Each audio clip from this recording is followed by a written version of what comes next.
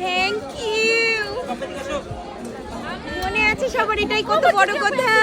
Thank you. আজকে আমাদের মিথিলাপুর birthday, তাই একটু উইশ করা হচ্ছিল। আমি হাত পেতে দাঁড়িয়ে আছি।